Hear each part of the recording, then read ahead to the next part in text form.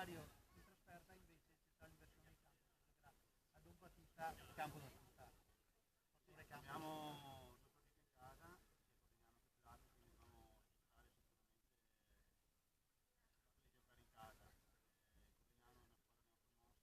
Cotignano è una squadra neopromossa, sta per battagliare, però comunque faremo bene, poi sono arrivati oggi determinati, per cui Grazie mister, in